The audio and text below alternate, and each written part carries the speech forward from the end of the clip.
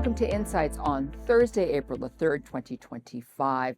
Tom, can you believe that this is our 100th episode since we started taping these Insights during COVID lockdown? Oh, I can't believe it, as a matter of fact. How time whips by when you're having fun. I know, it's great, isn't it? And I just want to make sure that everybody's aware that today we are taping on April the 1st.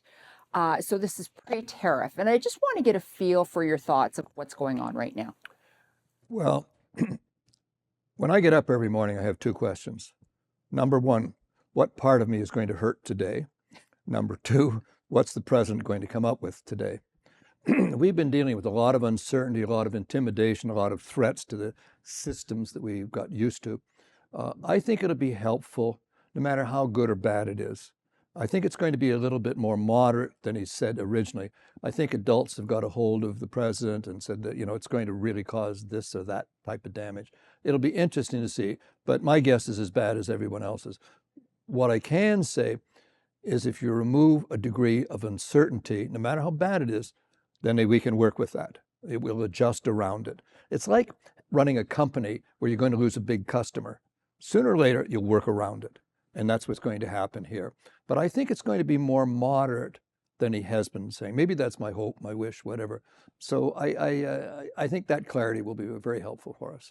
So now let's move on to the temperature of the markets. Well, the temperature varies depending on the day because of what the president's going to come out with. What we're really seeing, markets have actually been a little bit weak over the last little while for several reasons. But what you're doing here is you're reordering the whole world trading system. You are reordering the whole world financial system. You are reordering the whole world defense system. So there is this instability. Markets do not like instability. So, and you're also seeing what's happening in the world is America is resigning from leadership of the free world. Oh, they'll be a big company, they'll be powerful, they'll have an army, et cetera, but they're not seen as a leader anymore. They'll be seen as an intimidator, an abuser, or whatever, but the world has now changed. And that makes it a little bit more tricky, a little bit more dangerous in some ways. But markets will accommodate it. Any move to clarity in these areas as we readjust will be positive. So it's like a form of abuse. If you get used to it, that's the dangerous part. But people say, no, we got to make some changes here.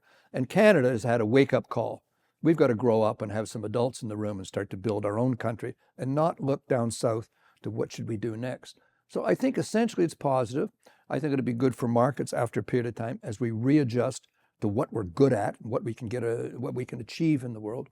So even though the markets have been weak in the last couple of weeks, really worried about inflation or this uncertainty, I think as of April the 2nd, tomorrow, a little bit more clarity will help. So I think markets will actually do a little bit better as we go on into this year as things are moderated and we get back to whatever reasonable starts to look at. Thank you so much for your insights, Tom. Thank you very much. And thank you all for watching.